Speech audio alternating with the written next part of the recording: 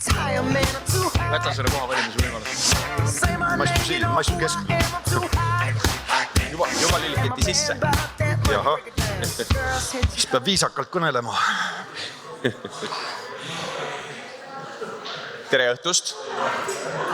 Teil on siin väga hea olla, ma kuulen seda. Need toidud on maitsvad, meile siin räägiti ka, milline jätkusuutlikkus käib ka toidutööstuses. Audi pöörab jätkusuutlikkusele silma.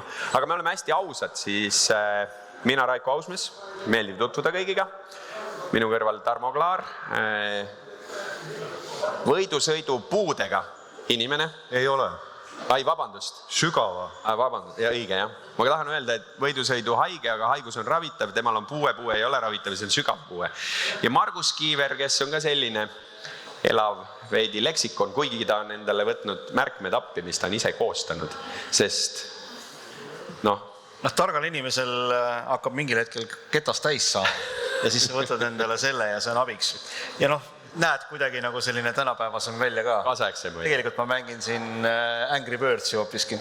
Aga mina kõigepealt, kui ma tohin niimoodi korraks vaadata, et ma kõigepealt sooviks Audile palju õnne. Et suur ja oluline tähtpäev ja siis seesama Audi Sport 40 83 aasta oktoobris, kui mina olin teises klassis, Audi Sport hakkas pihta ja ma mõtlen, et mis saaks veel olla toredamat, kui istuda reede õhtul suve pealinnas ja rääkida meestega autospordist juttu. Arvestades sellega, et tõenäoliselt Põhjamaade parim ringrada on meist siit mõne kilomeetri kaugusel. Nii on. Kus muuseas, ilma igasuguse naljata, Audidega on sõidetud väga kiiresti, sellepärast, et kui me vaatame korra sinna tabelisse, kus on Audru, ma ütlen seekord Audru ringrada, ringirekordid, siis 5 kõige kiirema seas on 2 Audit, R8 ja ühega on sõidetud siuke 1.10 midagi ja teisega 1.11 midagi. Ühega on sõitnud Leedu mees, ühega sõitnud Soome mees, ehk Audiga saab sõita väga kiiresti. Üks on sõitnud kiiremini kui Martin Rump omal ajal vormeliga, kui ta selle ringirekordi tegi. Aga jah, me oleme täna tulnud siia selleks, et rääkida sellest samast asjast, ehk siis Audist, autospordis, kuigi Audisport tõesti, Margus juba viitas 10 aastat vanem kui Audide müümine Eestis, siis Tarmo, lähme ju 83. aastast saame nagu kerida väga palju kaugemale. 4 rõngast, 4 vedu, siis küll veel seda 4 vedu ei olnud, aga Auto Union oli see nimi. Jah, et see oli enne teist maailmasõda, kui Saksamaal 4 autofirmat ühinesid Auto Unioniks ja sellest ajast siis need 4 rõngast seal pärit on ja nad sõitsid tol ajal Euroopas, nõnda ütleme tänapäeva võrdluses siis nagu vormel 1 Euroopa meistrivõistlused olid ja sõitsid väga edukalt ja kui õigesti mäletan, siis viimane võidusõit oli päev pärast teise maailmasõja algust, 3. septembril 1939 ja siis see pidu lõppes ära ja Audi nime all tuldi välja suhteliselt hilja tegelikult pärast teist maailmasõda. 50-ndat? Tegelikult Audi kui kaubamärk, ma võin nüüd eksida küll, mõni autofriik võib meid siin parandada, kas oli 1967, kui Audi kaubamärk paisati siis turule, aga autospordis Audiga, ütleme ringrada, mina olen rohkem see lipsu, nagu enne vanasti, kui mina püüdsin ka natukene mootorrattaga võidu sõita, kes kõrvalt vaatas, loodetavasti aru sai, mis ma teha tahtsin, et need, kes ringrada sõitsid, need olid need lipsuga mehed, need siidkinnastega, need, kes krossi sõitsid, need olid sellised mudasmüttajad. Ütleme siis nii, et Audi oli ka nii ja naa, aga 80-ndatel päris selgelt tuldi ikkagi ringrajale ja tehti tegusid Saksa DTM-i ringraja sarjas. Tõsi, veel mitte tehase tiimiga. Jaa, sellepärast, et kui Margus, sa viitasid sellele, sa mängidki Angry Birds, jah? Angry Birds, ma rääkisin.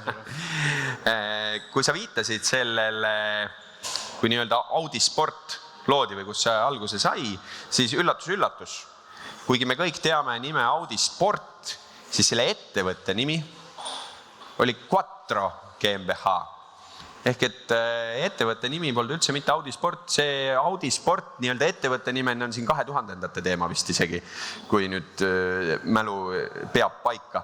Et kaubamärk Audi Sport on ennast kandnud nagu läbi 40 aasta, me teame seda, me oleme seda näinud erinevates võistlusdistsipliinides, aga tehase tegusid, ütleme, et ralliga ja me lähme sinna B-rühma aegadesse. Mis seal päris alguses, Margus, toimus? Ja, et kui me nagu tegelikult mõtleme seda, et mida Audi Sport on maailmale andnud brändina, siis me võime rääkida osalusest autoralli maailmameistrivõistlustel, Pikes Peaki legendaarsel mäkketõusuvõistlusel, sealt edasi USA rinkasarjad, Supertouring, DTM, GT-autod, Le Mans, prototüübid, Vormel E.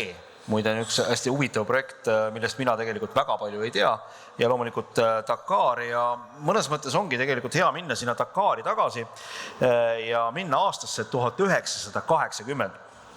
1980 osales Dakaril selline auto nagu Volkswagen Iltis. Ja tegelikult on hea, et sa Volkswageni ära mainid, sellepärast et kui kunagi 30 aastat tagasi, siis Eestis alustati Audide müüki, oli selleks ettevõtteks Matkar, siis grupipõhiselt seal me nägime seda kõige esimest reklaami siin Tallinna sündmusel, siis seal oli nii Volkswageni kui Audi logo. Täna need on muidugi kõik eraldi, aga Volkswagen Iltisega siis mindi Dakaril tegema mida? Võidu sõitma? Ja, mindi Dakari legendaarsele maratonrallile võidu sõitma ja tegelikult iseenesest seal sees oli Audi tehnika, Audi mootor, Audi nelikveosüsteem Quattro, mida siis just hakkas arenema ja see debüüt või see osalemine oli neetult edukas.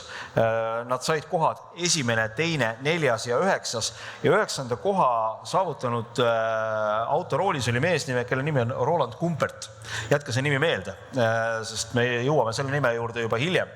Ühesõnaga, militaarkasutuses olnud 4 vedu Audi puhul siis leiti, et sellele Quattrole tuleks leida mingisugune selline mõistlik lahendus seda inimestele müüa. Volkswagen Iltis ei müü. Guugeldage Volkswagen Iltis. Ei ostaks seda praegu, ma ütlen ausalt. Ja mõeldi, et äkki siis minna nagu rallisse, kuna 1979. aastal otsustas toonane FISA, mis on siis FIA rahvusvahelise autoliidu eelkäija, et 4-peolised autod rallis on lubatud. Muidugi tol hetkel oli enamus rallimaailmast tagapeoline, sest see oli nagu selge usk.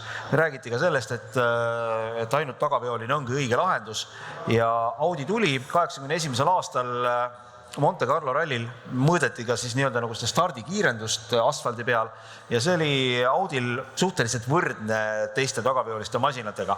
Aga kui mindi etapp edasi Rootsi, siis oli nagu pilt muutunud. Samal ajal kui Audi oli startinud, olid need tagapeolised ikka veel seal stardikoha peal ja kaapisid, et sealt nagu hakkas see ajalugu tehti. Ja tegelikult põhimõtteliselt siis hakatigi seda nii-öelda Ur-Quattrot vaikselt arendama. Hannu Mikkola palgati, legendaarne soomlane, kes mängis väga suurt rolli selles kõiges.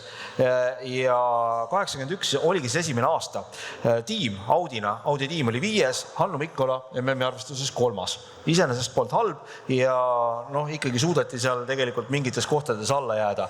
82 aasta tiimide maailmameister ja teise koha saavutas Michel Mouton, kes võitis 3 rallit ja on jäänud tänase päevani ainsaks naisterahvaks, kes on võitnud WRC rallisid ja tulles veel selle juurde, et Margus mainis ära, et kus nii-öelda autospordivõistlustel on osalenud Audi Pikes Peak, väga legendaarne võistlus, mis tol ajal see mäkketõusurada, vist mingi 20 kilomeetrit umbes täpselt, oli puhtalt kruusa peal. Seal ei olnud piirdeid, seal ei olnud midagi. Michel Mouton on ka selle võitnud ja tol hetkel ka rajarekordiga ja seda muidugi Audiga. Ja mis minul on eriti hea meel ja nüüd natuke kahetsen, et ma seda sealt oma garaažikapist kaasa ei võtnud.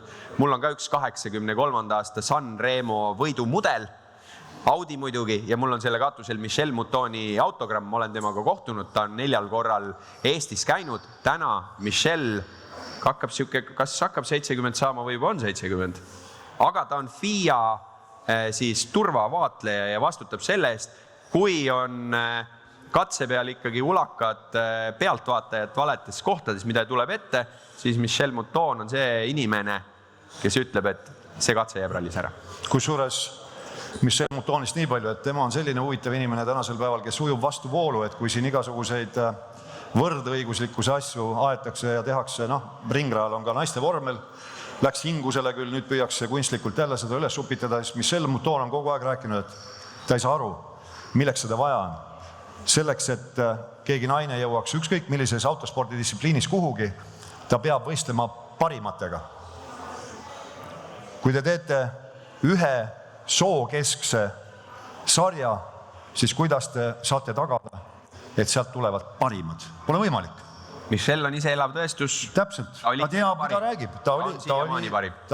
Ta võitis ju etappe ja kelle vastu. Absoluutselt. Margus. Ja kui sa oled ikka MM-il teine, siis selles mõttes sa oled ikkagi kõva.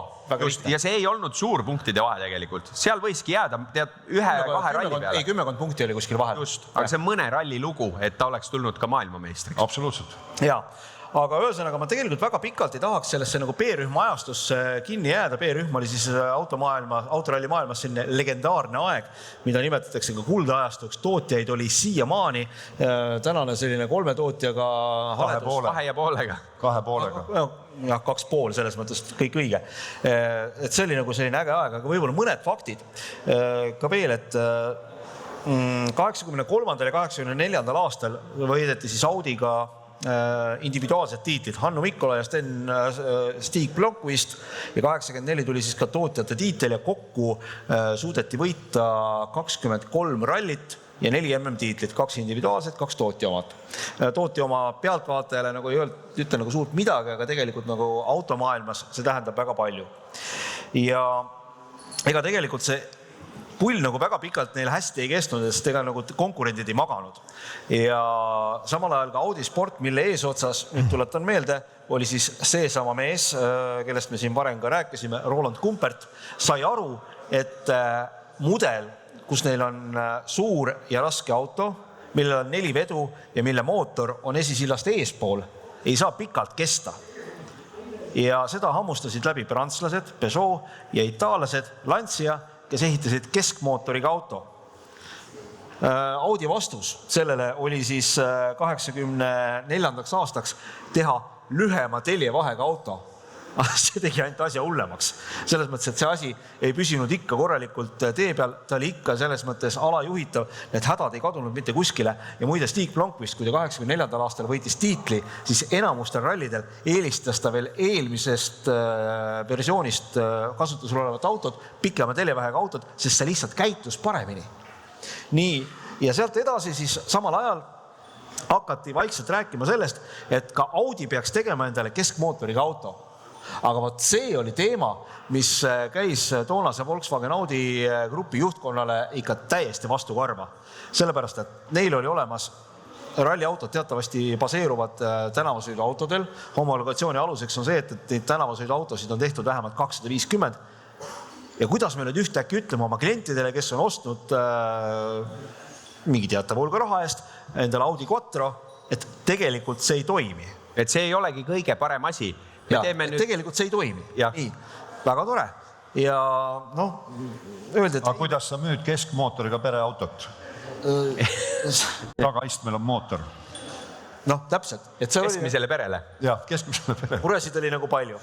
Ja siis, ütleme nii, et nüüd läks huvitavaks, sest oli teada, et tulemas on ka S-rühm, mis siis pidi olema nagu autospordi täiesti kuldne ajastu. Seal oli tootjaid äkki 15, kes olid valmis tulema sinna kõik kaasa. Ja hakati siis rääkima sellest, et teeme ka keskmootoriga Audi. Nagu ma ütlesin, juhtkond saatis nad pikalt, toonane Audi juht Ferdinand Piech rahudi oma põrmule. Ta väidetavalt justkui nagu teadis sellest, aga ühes artiklis on väga hästi öeldud, et ta ei kiirustanud sellest Volkswagen Audi juhtkonnale rääkima. Ja seda projekti ei tehtud enam Saksamaal, Ingolstadtis. Seda projekti tehti, ma tuletan meelde, see oli aastad 84-86, kõva külma sõja aeg. Seda projekti tehti raudse eesriide taga Tšehhoslovakkias. Prahast 200 kilomeetri kaugusel, Slinni lähedal, Tesna oli üks selline tore koht meie mõistes, ma ei kujutagi ette, kas mingisugune selline toonane kolhoos või sovhoos, kes tegeles seal erinevate asjadega. Margus, aga kuidas need autod sinna jõudsid? See on ka huvitav lugu. Jaa, no ühesõnaga, sealt siis kohalikud ehitasid valmis vajalikud ruumid. Neid ruume muide hiljem kasutasid ka mõned teised autotootjad, kellest me praegu sel hetkel ei räägi. Ja kohalikel siis pandi valuutaga suu kinni, keegi mitte midagi ei rääkinud, pilte tehti. Fakt sellest, et nad olid nagu väga diskreetsed, oli see, et esimene pilt sellest toonasest testiautost ilmus välja aastal 2004. 20 aastat hiljem. Nii, ja seal nad siis vaikselt nagu toimetasid ja autod Audi tehasest saadeti Audi spordi nii-öelda nagu varust, laost, keskkontorist, pandi kastidesse ja saadeti välja, kasti peal oli kiri Keenia testid, ehk siis justkui nagu läheks Aafrikasse testima need. Kogu juhtkonnale presenteeriti, et minnakse Aafrikasse autosid testima, aga tegelikult need viideti lihtsalt natuke Saksamaalt kaugemale. Ma rääkisin oma ülemusele seda juttu ja tema küsis esimese asja, aga kus need raha said? No oligi üks suur eelarve oli ja Roland Kumpert suutis selle nagu väga hästi ära varjata. Ja ühesõnaga seal nad siis toimetasid seda sama legendaarset S-rühma Kere ei kasutatud. S-rühma Kere oli siis selline, mille kohta öeldi, et see oli nagu omaaegne selline Le Mani C-rühma auto ja Pikespeedi mudeli ühe öö suhte tulem. Ta ikka nägi selles mõttes selline välja, et kas ta meeldib või ta ei meeldi. Ma võin isegi mingil hetkel seda pilti siit näidata, et mul on ta siin olemas. Ta on selline. Tegelikult iseenesest täitsa kena auto. Ja ühesõnaga jõuti siis sellele maale, kui oli vaja autot testima mingil hetkel hakata. Nad kasutasid testiks seda sama viimast mudelit S1 E2 Quattro puhul. Ja Valter Rööl siis tuli kohale, pakiti asjad kokku, sõidame kuskile, ma mäletagi, kuhu nad seal sõitma pidid täpselt, aga meedia hammustas selle läbi, kuskilt mingi info levis. Ja sai aru, et sinna ei ole võimalik testima minna, sinna, kus nad tahtsid minna. Ja siis uskuge või mitte, nad sõitsid Saksamaale, kusagile sinna Austria piiri lähedale. Sõitsid Saksamaale, ainuke variant autot testida, selline suurusjärk mõned 10 kilomeetrid, oli mööda avalikke teid. Valter Rööl kasutas seda, ta istus autosse, ta sõitis sellega, ühtäkki nägi, kuidas politsei seisab tee ääres ja peatab ta kinni. Rööl siis küsis, et kas ta teadsid, et ma tulen või? Kas keegi andis talle infot või? Politseinik ütles, ei, me ei teadnud mitte midagi, aga me viimased 10 minutit kuulsime, kuidas sa tuled. No, politseiniku saadi nagu asi korda, ainuke politseiniku palve oli see, et kas me tohime härra Rööl teiega koos pilti teha. Härra Rööl ütles, et no ükskõik mida, aga mitte pilti. Kuna tegemist oli täiesti totaalselt salajase projektiga. Ja siis leppisid kokku, milles ütlesid, härra Rööl, näidake meile, kuidas see auto koha pealt startides kiirendab. Härra Rööl ütles, suurima hea meelega. Pani käigu sisse, kiirendas ja järgnevad 10 minutit politseinikud kuulsid, kuidas härra Rööl lahkus sündmuskohalt. Aga mingil hetkel siiski need pildid kuskile ilmusid. Ütleme nii, et Ferdinand Pichil ei olnud lihtne. Volkswagen Audi juhtkond kutsus ta välja ja siis näidati Austria ajalehte, mis see on.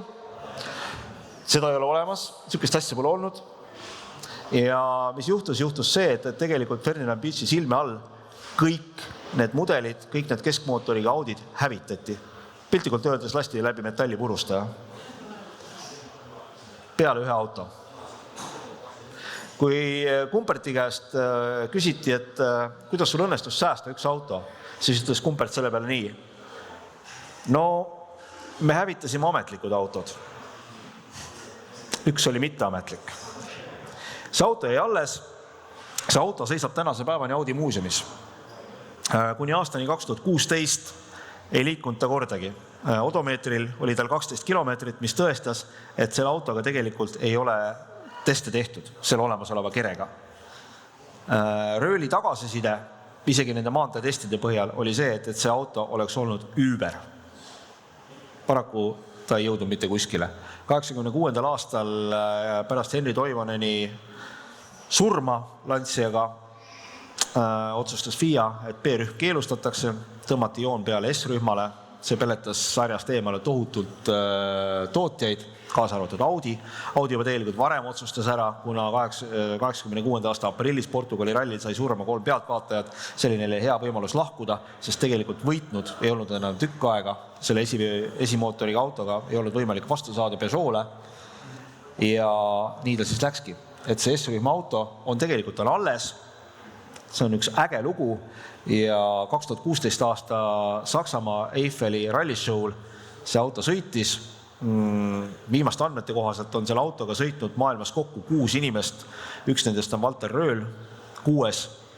meie seast lahkunud Ken Block, kellel oli siis võimalus ka selle masinaga sõita ja nii tegelikult siis Audi teekond rallimaailmas paraku lõppes, aga ma mõneti saan sellest aru, et minna A-rühma 300 hobujõulise auto peale, see pole see.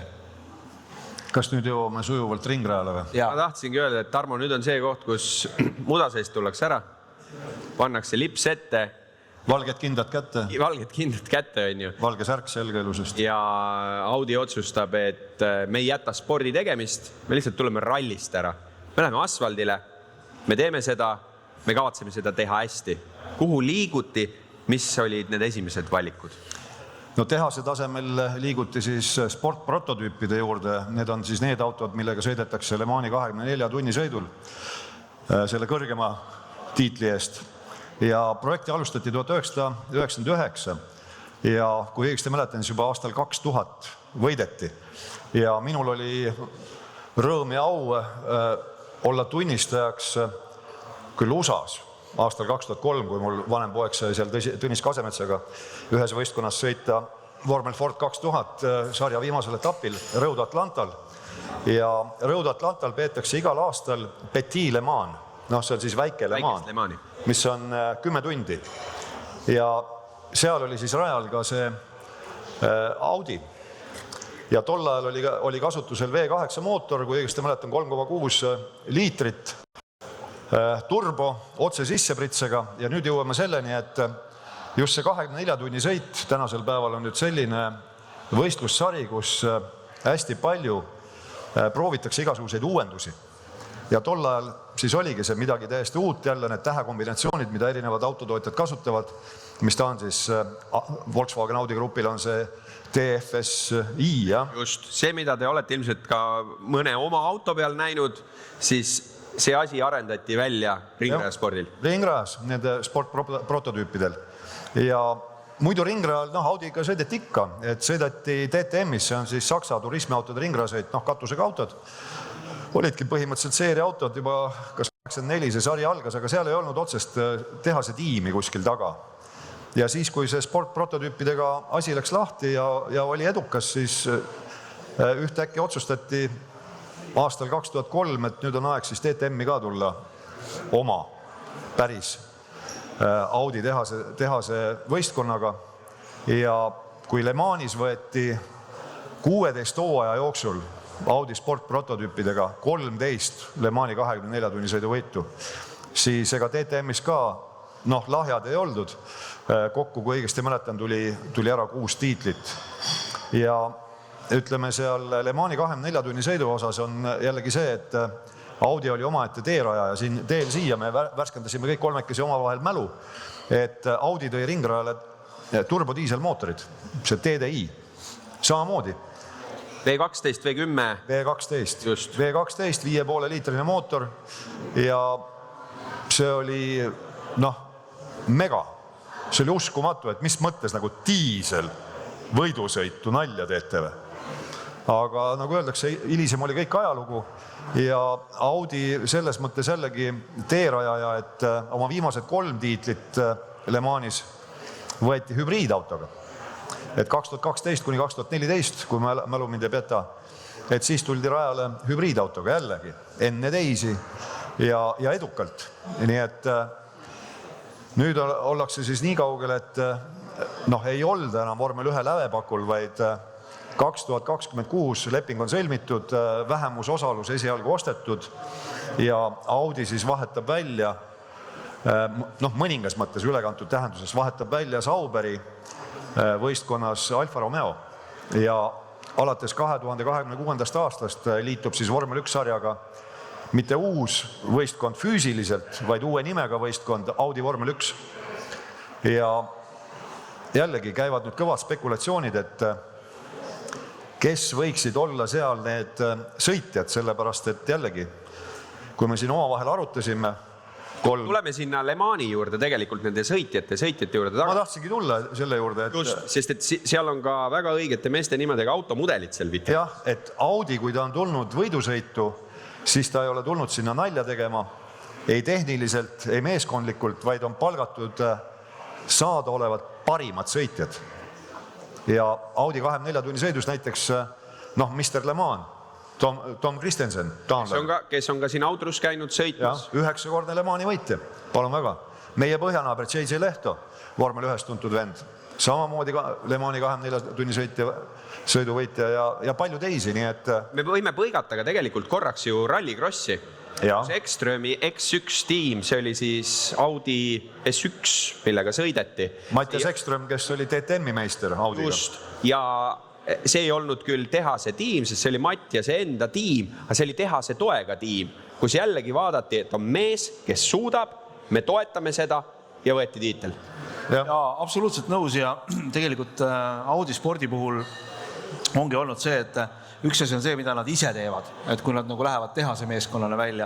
Teine teema on siis see, et nad toetavad olemasolevaid meeskondi ja täna tegelikult seesama rallikross, mis välja tõid aastal 2017 nad tulid ja tegelikult ka GT-autode sarjas. GT-autode sarjas on tehase tugi ikkagi väga tugev ja nii ta on, et selles mõttes on... Ja kui me sõitjatest räägime, siis kindlasti tuleb ära mainida, kui me GT-autost räägime. Martin Rump, eestlane, ainuke eestlane, kes on osalenud Le Manil nüüd 2 korda, küll mitte Audiga, aga on olnud Audi Aasia ametlik sõitja ja teinud seda väga edukalt. Selle sama R8-ga põhimõtteliselt, mis siin ruumis on. Just, sest et need autod olid suhteliselt, ma ei mäleta, kui suur see protsent oli, ma olen Martiniga rääkinud, väga palju nii-öelda originaalist üle toodud siis selles GT-klassis. Jah, et seal originaaljuppe oli hästi palju. See on kohustus, just, et sa ei saa nagu modifitseerida, mis näitab veel kord Audi tugevust. Sa teed ühe nii hea toote ja kuna nüüd, kui me sellest samast nii-öelda GT-autodest räägime, kuna ka FIA reeglistik on muutumas, siis suure tõenäosusega suures mängus GT-autode klassis, kestvussõitudes, siis on ta siis Euro Le Mans või Vekisari, me näeme järgmisel aastal ka Audisid, kuigi R8 me teame, et on oma elukaare lõpul, siis GT-autona, GT3 klassis ta on kasutusel ja tänu reeglite muudatusele saab väga palju tootjaid sellega liituda või siis ütleme, et kui mitte tootjaid, siis tiimidel on võimalik kasutada erinevaid autosid ja jutud käivad, et Audi on sinna liitumas ehk siis mingit tiimi toetamas. Ja, kui me räägime nagu Audi spordist laiemalt, mis eesmärgiga on tuldud, siis jah, võib-olla tavainimene tunnetab seda sportlike mudelite näol, mis nagu öeldud, et ka siin Pärnus on väljas.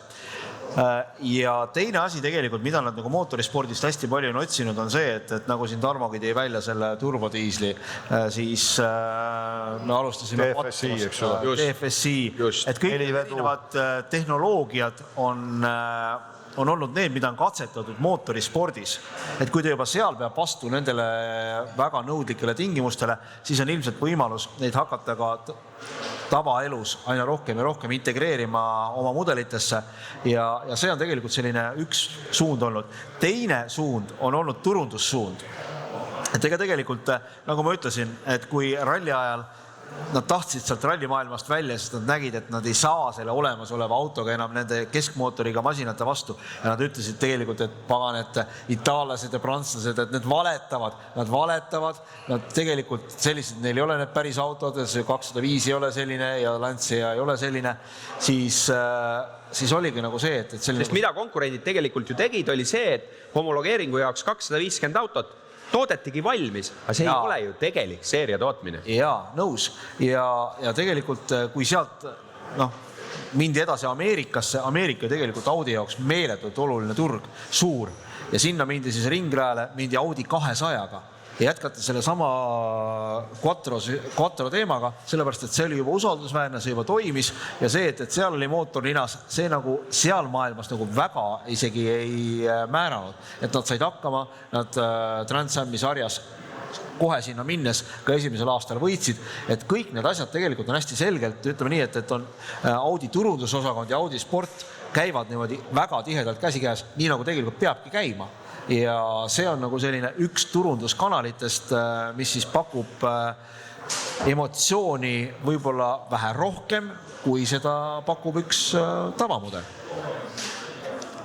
Ma tuleksin nüüd meie jutuga sinna, et kui see Audi Spordi lugu hakkab seal Dakaril peale, siis tegelikult täna Dakar ja kui me räägime taaskord sellest, et Audi tahab näidata, teha midagi teistmoodi, Dakaril on nüüd 3 aastat osaletud, nii nagu me rääkisime, kõige paremad sõitjad, kui nad kasutasid 2 aastat osaletud, 3. läheb jah, kolmas läheb nüüd. Et kui Le Manil kasutati Mr. Le Mani ehk Christenseni, siis Dakaril on kasutatud Mr. Dakari. Palju mehel võite on? 11 või midagi sellist. Enam-vähem pooleks mootorratta ja autoga. Palju. Me räägime siis sõitjast nimega Stefan Peter Hansel. Just, prantslane. Sakslased palkavad prantslase sellepärast, et see mees on kõige parem mees, aga ega ülejäänud tiim ei ole ka kehva. Sama mainitud Ekström ja Carlos Sainz. Nad kõik ihkavad häid kohti ja mida on ka tõestatud. Audi siis täna Dakaril, kas see on Margus, see on 2-liitrine mootor, mis on seal peal, on ju? Jaa, ma võin, kui tohib, ma sellest Dakarist natuke räägin, et see on mu teine selline hull hobi, mida ma olen nagu ka hästi pikalt jälginud, et Audi tulek Dakari oli selline päris hull projekt.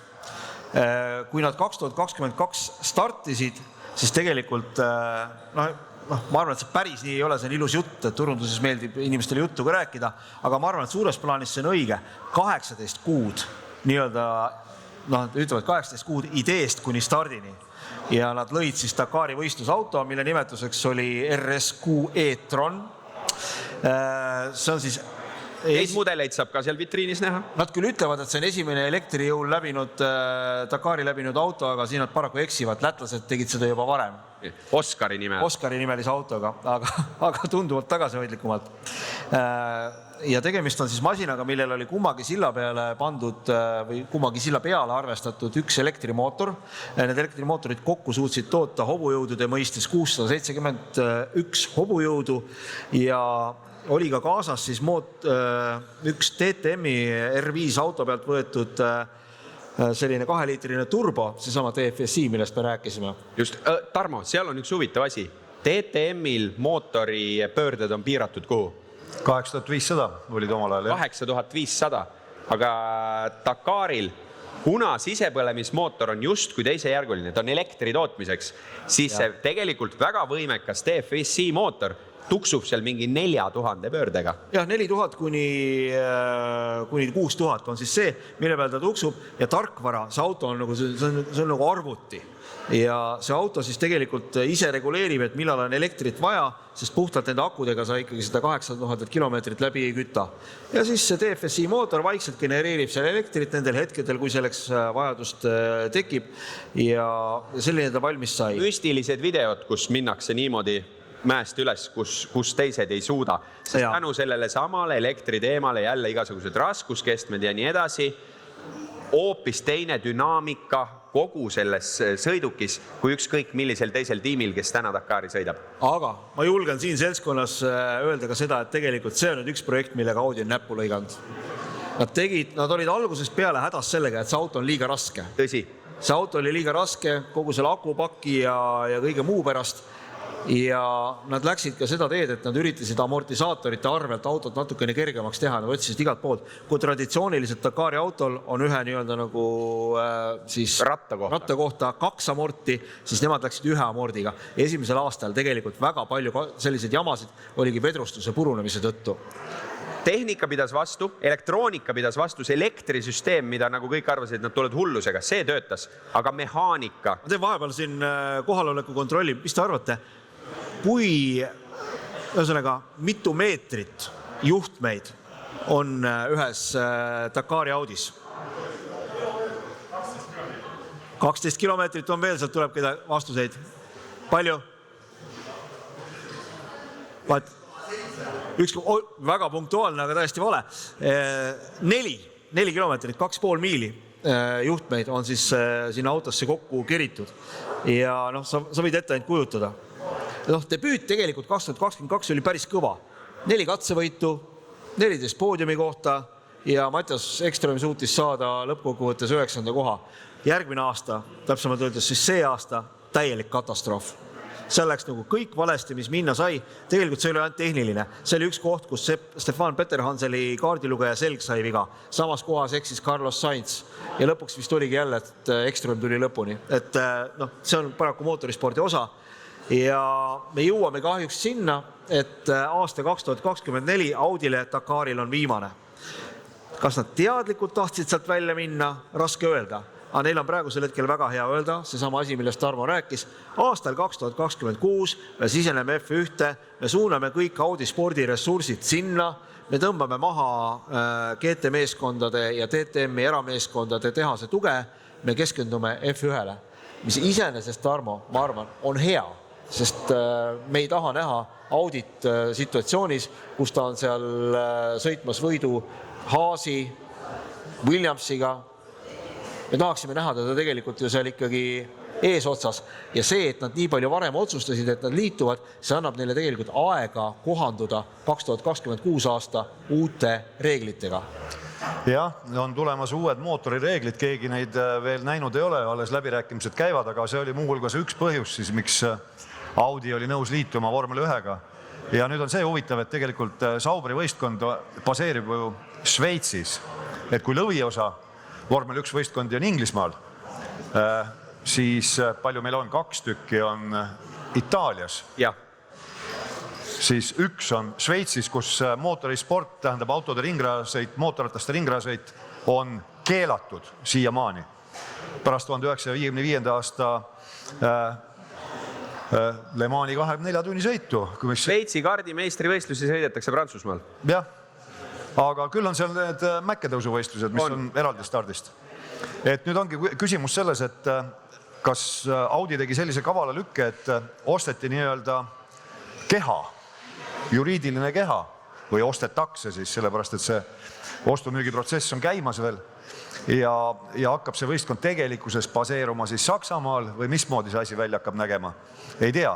Samas ülikogenud võistkonnaga on tegemist ja jällegi nad pulli tegema sinna ei lähe, sellepärast et nende tiimipealik saab olema või on juba Andres Seidl, kes oli ju Volkswageni autoralli projekti eesotsas, mis oli üliedukas seal samas Volkswagen Audi grupis. Ja nüüd järgmine asi, millele ma siin etteruttavalt hakkasin jõudma, oli see, või on see, et kõvad spekulatsioonid käivad, et näeme järjekordset Sainzi Audi võistkonnas, aga seekord mitte Carlos Sainz seniori, kes on 2-kordne auto ralli maailmameister. Me siin kõik alati vaatame, kui räägitakse kuskil jälle mingi rallisõite, et Michael Schumacher, andku kõige vägevam talle tervist, ei ole mitte kunagi rallit sõitnud. Ta on võidusõitja, kui ei oska öelda, kes ta on. Autosportlane. Ütle autosportlane, jah, või võidusõitja. Tema on vormeliga sõitnud. Tõsi, ka siis ühe tuntud kaubamärgi Le Mani prototüübiga. Ja ilmselt siis tahetakse väga saada Carlos Sainz juniori.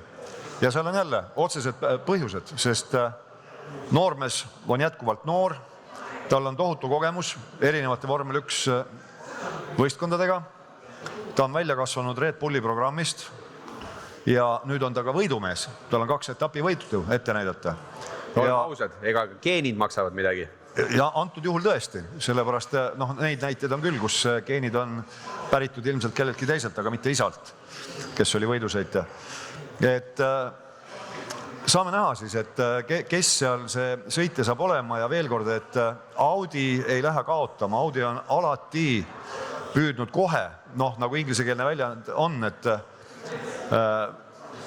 jooksuga alustada, mitte lonkida. Audi see on võitjate auto? Jah. et selle ümber need spekulatsioonid käivad, kes need sõitjad saavad olema ja kõigi eeliste kohaselt vähemalt esimesed 2 aastat tavaliselt neid 2-aastaseid lepinguid alguses tehakse, saavad olema kindlasti väga kogenud sõitjad, sellepärast et kollanokka pole mõtet sinna võtta. Kui sa juba palju raha sinna panustad, tehnoloogiat arendad, siis ei ole mõtet nalja teha. Ja see on olnud Audil läbi 40 aasta ja usutavasti see ka täpselt nii jätkub. Kas meil on siia lõppu veel midagi lisada? Sest mulle tundub, et me oleme jõudnud selle Audi 40-ga sealt tegelikult enne maailmasõjast juba siia tulevikku ära kerida. Väga raske on öelda. Ma tahaks tegelikult öelda seda, et Audi sport läbi selle 40 aasta on pakkunud ikkagi mootorispordi sõpradele ikkagi väga palju ja kuhjaga emotsioone. On põletatud bensiini, diislit ja elektrit. Jaa, absoluutselt. Vormel E-d väga ei puudutanud, aga see on tegelikult Eestis ka selline teema, millest võib-olla me liiga palju ei tea. Aga ta vaieldamatult seda on tehtud nagu väga ägeda põlemisega ja just, et see on nagu poole jalaga minekut ei ole olnud, gaas põhjas on ta kogu aeg olnud ja ta on inspireerinud. Ma arvan, et ta on inspireerinud väga paljusid, kas või ma ei tea, ostma mudeleid, joonistama vihikusse Audi Quattro pilte, minema raja äärde või siis looma ise oma elektrilist S1 Hoonigani Ken Block, kes siis tegelikult selle sama elektrilise Hooniganiga tegi Las Vegases oma järjekorralisse Gymkhana. Nii et ma arvan, et läbi need aastad on inspireeritud paljusid ja see lugu on olnud vägev ja see lugu ei ole lõppenud. Ma arvan, et Vormel 1-ga see lugu läheb veel aina suurema hooga edasi. Ootame ja vaatame, nagu üks tuntud Soome võidusõitja armastas öelda. Aitäh, Margus, aitäh, Tarmo, aitäh teile, et te kuulasite.